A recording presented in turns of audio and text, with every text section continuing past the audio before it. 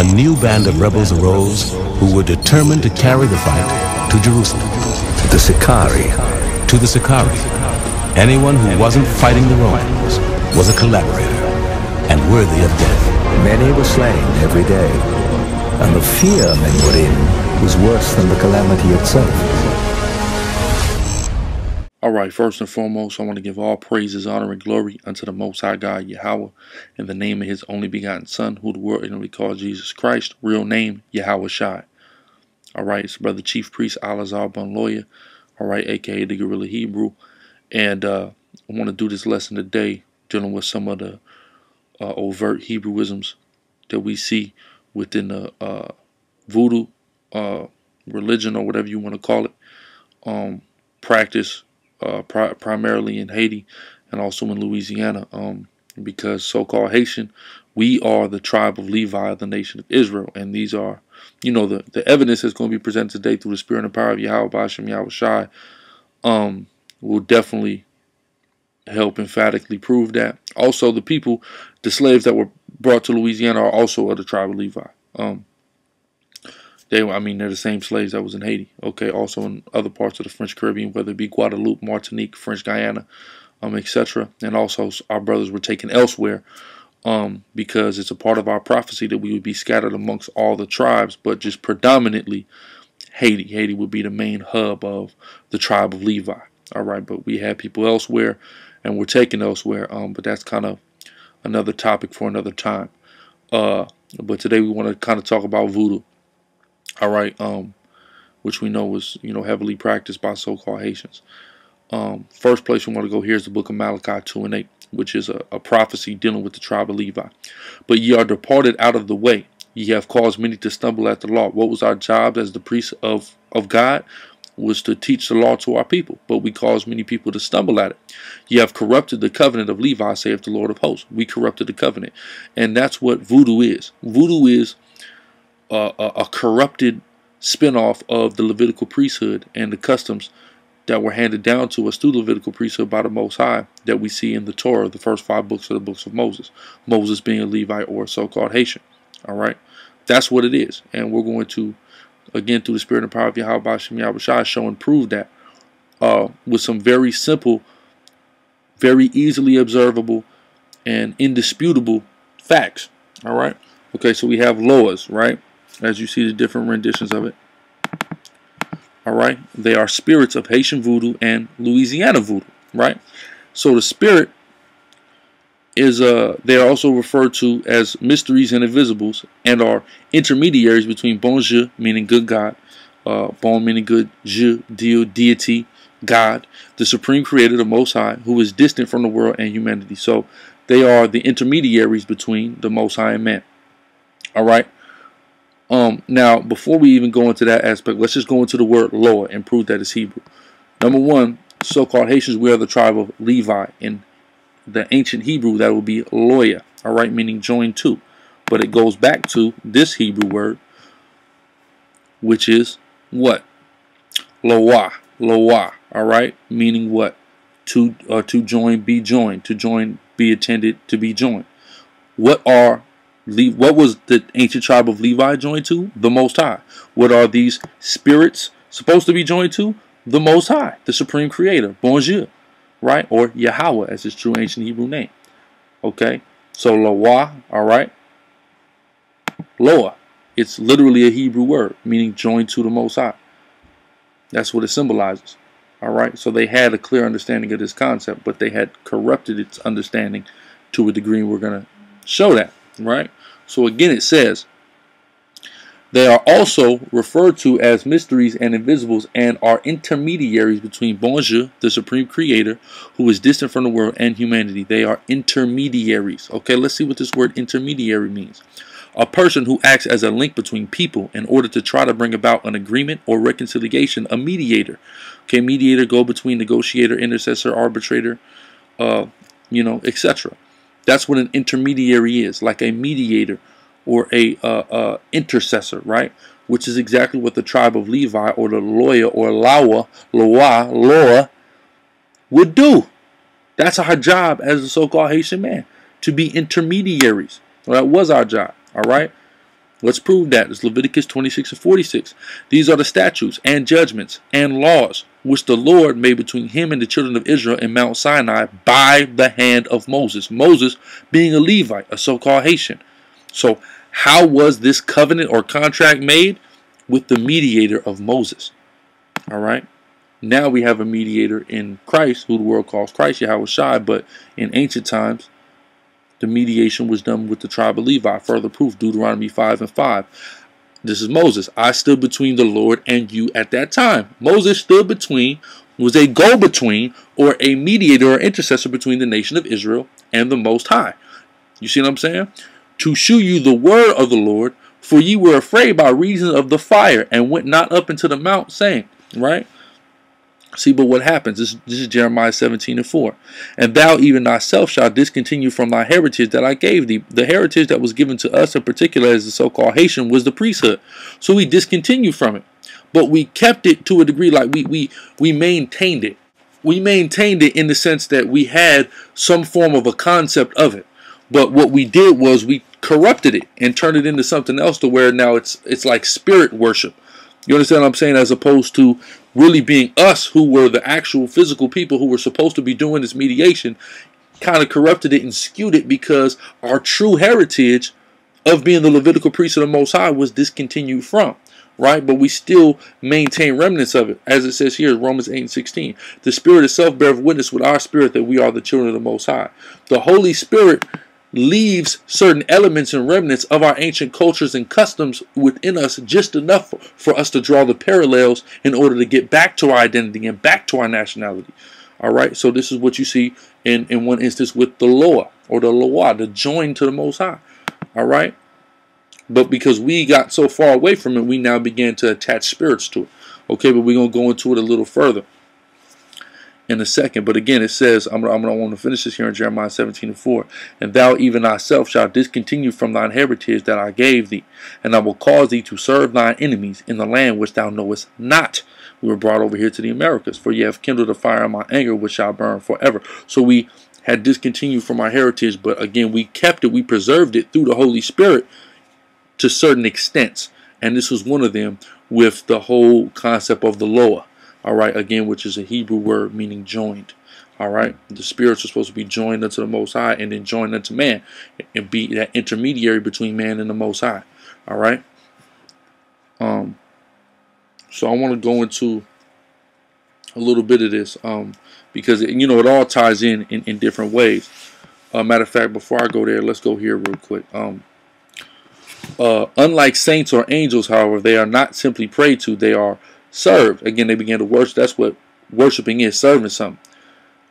They are each distinct beings with their own personal likes and dislikes, distinct sacred rhythms, songs, dances, rituals, and special modes of service. Contrary to popular belief, the Loa are not deities in and of themselves. They are intermediaries for and dependent on a distant bonjour, so they are dealing with the Most High. All right, now I want to go to this real quick with the syncretism. Right, the enslaved Fawn and Iwe, which are the main tribes of Africa, of West Africa, that Haitian slaves were taken from.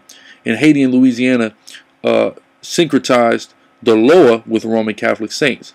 Vodou altars will frequently display images of Catholic saints. For example, Papa Legba is synchronized with St. Peter or St. Lazarus. Syncretism also works the other way in Haitian Voodoo, and many Catholic saints have become Loa in their own right, most notably Philomena, St. Michael the Archangel, St. Jude, and John the Baptist. Basically, what happened was they create these Loas, and then once they get back into the scriptures, they start to draw those parallels with the people in the scriptures being indoctrinated with Roman Catholicism, all right, and idolizing them.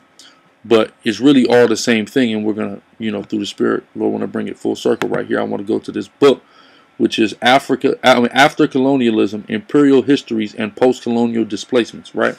So this is a very good book, got some good information, and we want to deal with this individual named Jean Zombie, and a little bit of the story around him and how it ultimately relates and ties into all of this.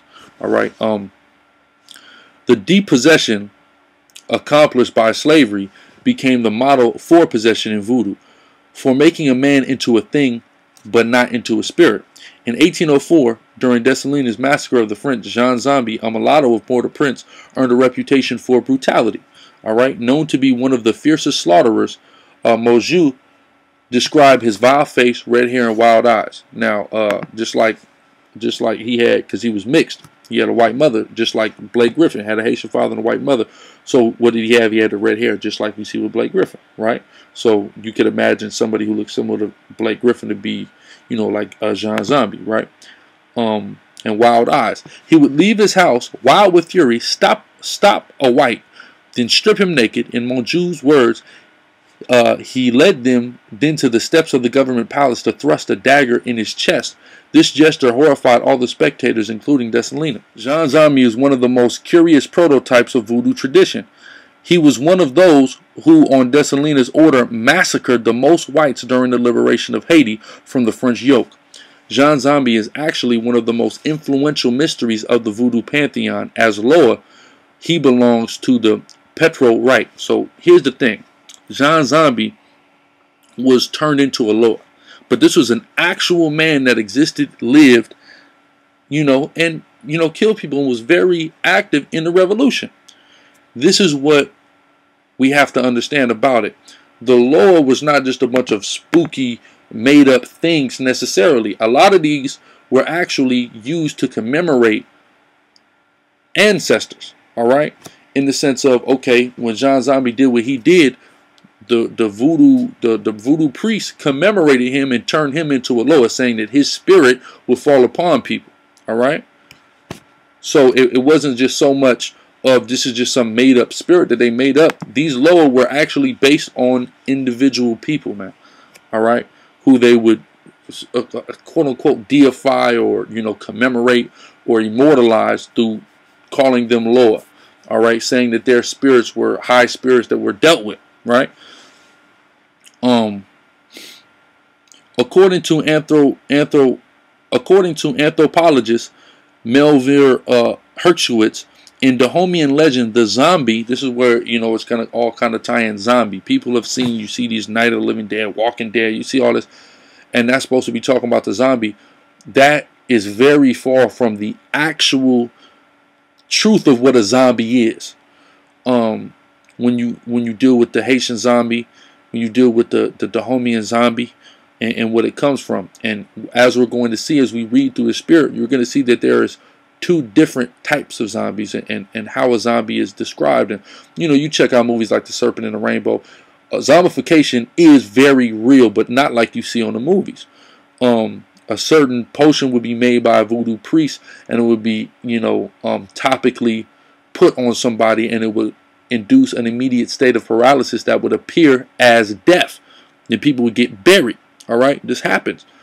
Not like, again, The Walking Dead or Fear the Walking, you know, whatever madness people be into. Not like that at all.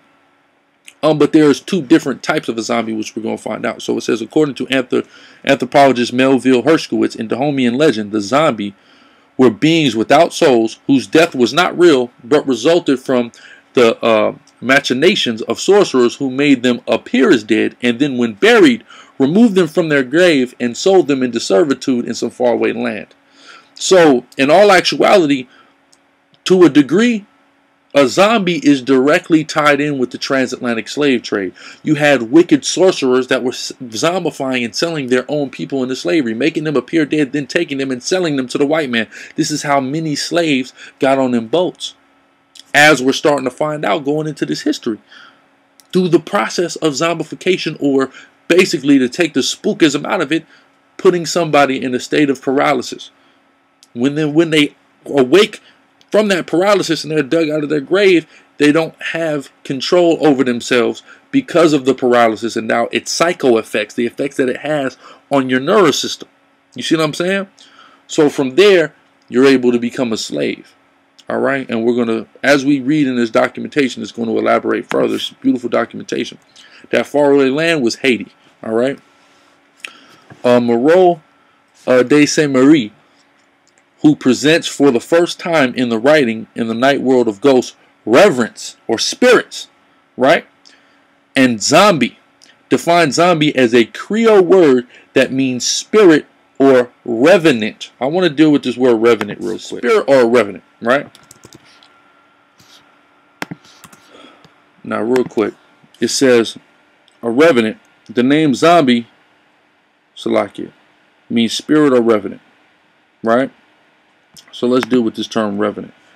Revenant means one who returns, especially after a long absence. A ghost, all right? From the French, revenir, okay, meaning to return. Because venir is in French, or as we say in Creole, venir, right? But it's venir in the French, which just means here. Again, meaning here again. You are literally here again, or you coming again, basically. Just like what is it in Spanish? Bin, or they'll say vin, like what am I thinking about? Like I want to say in Spanish it's something like bin para acá or something like that. Forgive me, I really don't speak Spanish. But basically, you know, like I'll say to my daughter, vini, which basically means like come here. So when it means again, come again. So the concept of a revenant or a ghost is a biblical one, because all of us have a spirit in us. This was well understood in the Bible, and your spirit would come again. That would be what you would call regeneration in the scriptures, or what would commonly be known today as reincarnation. It's clear that the ancient Haitian or the Dahomian, which are the tribe of Levi, had this understanding very well. And that's why they attached that word zombie onto the man Jean Zombie. As it says, the name Zombie once attached to the body of Jean, that wasn't his last name wasn't Zombie, but they called him Jean Zombie because they recognized the fact that he was actually a spirit of a great ancestor, a warrior ancestor, coming back and being regenerated on the earth. All right, which it's telling us. But again, the word zombie means a spirit or revenant, right? Or like it says here in the etymology, a ghost, right? Now watch this. This is Genesis 25:8. Then Abraham gave up the ghost and died in a good old age. An old man full of years, and was gathered to his people. So what happens when you die? You give up the ghost. Your ghost or your spirit leaves. All right? But we also had the understanding that that ghost would come back. Let's show you. This is the book of John 1:19. And this is the record of John, when the Jews sent priests and Levites, so-called Haitians, from Jerusalem to ask him, "Who art thou?" Why are they asking John the Baptist who he is? And he confessed and denied not, but confessed, "I am not the Christ." So they're knowing this is a great man. The same way they said John Zombie, they put that term zombie on him. Because this John, just like this John or Jean, he's somebody. He's somebody coming back. You see what I'm saying? And they asked him, "What then? Art thou Elias? Are you Elijah?" And he saith, "I am not. Art thou that prophet?" And he answered, "No." Then he said unto them, "Who art thou? That we may give an answer to them that sent us. What sayest thou of thyself?" Right? So basically they're saying, look, the reason they're asking these questions is because they have this understanding. They have the understanding of what? That there is something called regeneration or reincarnation that occurs. It's well understood in the scriptures. That's why the priests came and asked them that, because they were well aware of this. Just like the Levitical priests, these same Levitical priests, though we had discontinued from our heritage to a degree, we still had this understanding. But we called it zombie. All right? That's the spiritual zombie. We already spoke about the physical zombie with the paralysis that would be put on somebody, but the spiritual zombie would be when your spirit came back. All right? And you would be able to identify somebody had that great spirit, just like they did with John the Baptist. They were like, well, look, are you Elijah? Are you the Messiah? Who are you? Which he was Elijah, but he just didn't know, because the scriptures tell you in Ecclesiastes 1 that there is no remembrance of former things. So when your spirit comes back into your body, into a new body, rather, because all a body is, the word body, abode, means a house. It's a house for your spirit. When it comes back, your spirit is not remembering who you were in times past, but you are exemplifying those same characteristics. So it's evident for people to notice and point that out, but you personally, you don't know. All right? The Most High don't got it set up like that. Okay, so verse 23. He said, "I am the voice of one crying in the wilderness. Make straight the way of the Lord, as said the prophet Isaiah," which is Isaiah, right? So then who the world calls Christ, Yahushua, what did he say about John the Baptist? Is Matthew 11, starting at 13. "For all the prophets and the law prophesied until John. And if you will receive it, this is Elias, which was for to come," which is Elijah. He was for to come. All right? It was prophesied that Elijah would come again and pave the way for the Messiah. So the Messiah, Yahushua, who the world calls Jesus Christ, he said, look, this John the Baptist, this is Elijah, which is one of the things that the scribes and the Pharisees, or I mean really the Levitical priests, asked him. But he didn't know because there's no remembrance of former things. But people were able to identify it. How did our people identify it on this side of the world? Zombie. They would say, this is a zombie. This is John Zombie. Whoever John the Baptist, if John the Baptist was on the scene during that time, they would have called him John Zombie too. Because you are John, but you are a great spirit that's here again.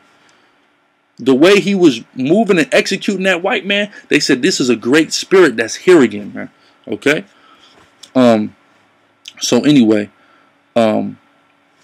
so define zombie as a Creole word that means spirit or revenant.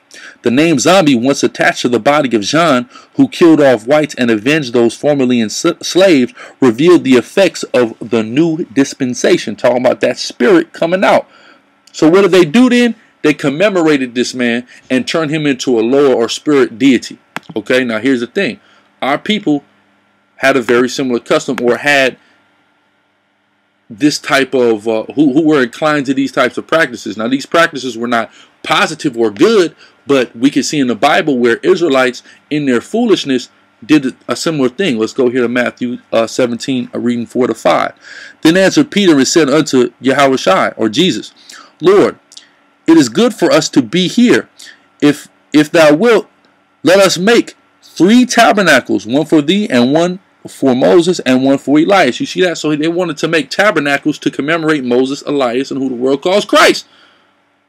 You see that? This is the same type of thing. They make tabernacles for Jean Zombie and all the voodoo lowers and serve and worship them there in order to try to appease them. It's the same exact thing that they were going to do here. But then what happened? Verse 5. While he yet spake, behold, a bright cloud overshadowed them. Behold, a voice out of the cloud which said, This is my beloved Son, the Most High, in whom I am well pleased. Hear ye him. Right? So don't worry about doing no tabernacle. Just listen to the teachings of my Son, as I commanded you back in Deuteronomy 18. Right? So now let's go to Deuteronomy 34, 5 to 6. They try to do this with Moses, which is why his sepulcher was hidden. So Moses, the servant of Yahweh the Lord, died there in the land of Moab, according to the word of the Lord. And he buried him in a valley in the land of Moab, over against Beth Peor, but no man knoweth of his sepulchre unto this day. Nobody knew where Moses was born, and the purpose of hiding the place, I mean not where he was born, where he was buried, the purpose of hiding, or not letting people know where Moses was buried, is because people would go there and serve him and worship him and deify him as a great spirit, as they did with Jean Zombie and several other of the Lord that they created, which was there to commemorate great men in our history. As opposed to just looking to them as an example, our people want to always go the extra mile and try to worship creatures as opposed to the Creator.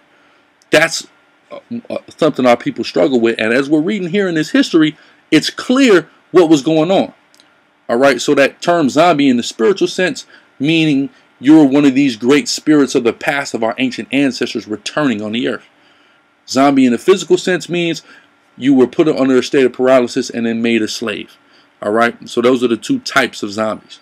Okay, the name zombie, once attached to the body of John, who killed off whites and avenged those formerly enslaved, revealed the effects of the new dispensation. Names, gods, and heroes from an oppressive past remain to infuse ordinary citizens and devotees with a stubborn sense of necessity, independence, and survival. What names, gods, and heroes from an oppressive past remain to infuse ordinary citizens? How? Because those spirits come back.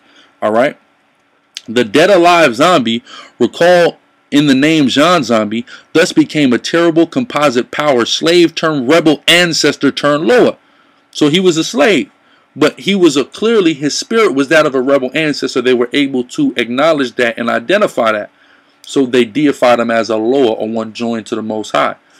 And in Kruigus, demonic spirit recognized through dreams, divination, and possession. In contemporary Haiti, however, the zombie calls up the most macabre figure in folk belief. No fate is more feared. The zombie understood either as an evil spirit, right? So there's a spiritual side, or the zombie in flesh and bones, the physical, right? Is the most powerful emblem of apathy anonymity, and loss. This incarnation of negotiation or vacancy, what Jamaican novelist Erna Broadber has defined as flesh that takes direction from someone or a slave, is as much a part of history as the man Jean Zombie. Zombification in its contemporary manifestation grew out of 20th century history of forced labor, victimization, and denigration that became particularly acute during the American oppression of Haiti. You see that? So our understanding of being a physical zombie was literally what we were doing in slavery for the French on that island, and what all of our brothers of black and Hispanic persuasion were doing throughout the Americas. Alright, so I want to go to this document real quick to further prove that, you know, the zombie in the physical sense is dealing with, you know, basically being a slave. For Haitians, there is nothing more terrifying than the threat of succumbing to a zombie transformation. It is representation of complete dispossession, rather. Haitians see the entire history of colonization taking form. The phantasm of a zombie, soulless husk deprived of freedom, is the ultimate sign of loss and dispossession. It is the symbol of their historic slavery and macabre reminder of what they escaped through their revolution in 1804. So we literally view being a zombie as being a slave. We view that time when we was enslaved on that island as a time where we were zombies. You see what I'm saying? Physically. Then we view our uprising as a spiritual zombie, as our great ancestors coming back and taking that stand for us. Matter of fact, there's a series I did here on the channel, Hell Up in Haiti, and also did an updated version on our main channel. This one, Sakari 1715, which I'm going to upload this video on both channels, so it is what it is, whatever one you've seen it. But this, the Maccabees Reincarnated series, we actually show how everything that happened during the Maccabean revolt, which is a revolt of Jews against Greek oppression, white oppression, you know, before the time of Christ. When you take a look at this, you could, you know, we're actually going historical point to historical point, showing you that everything that happened during the Maccabean revolt that's documented happened during the Haitian revolt, showing you that these freedom fighters, these Jean-Jacques Dessalines, Toussaint Louverture, you know, all of them are actual reincarnated Maccabees that we see in the scriptures. So with that being said, you know, it's all through the spirit and power of Yahweh. So naming that term zombie in that sense on these men is totally correct when you deal with the true understanding of it. So I urge everybody check that out. And also, this is the first video, you know, we've done on the Hebrewisms of Voodoo. This, I also recommend this, Voodoo in the Bible. Also going into, you know, various rituals and showing the parallels. And all, you know, all Voodoo is, it, you know, was created by us, the so-called Haitian, the Levite, in West Africa, based upon a spinoff, a corrupted spinoff of what our true allotment is, which is what? Being the priest of the Most High, the Levitical rituals. Alright, so I hope that this was an edifying video. You know, I hope it fed the flock and brought some clarification and further, you know, substantiate the point that we are the Israelites, and not just Israelites as Haitians, but we are the tribe of Levi, the priests of the Most High. Okay, with that, again, all praise, honor, and glory unto the Most High God, Yahweh, in the name of His only begotten Son, Yahweh Shai. Shalom.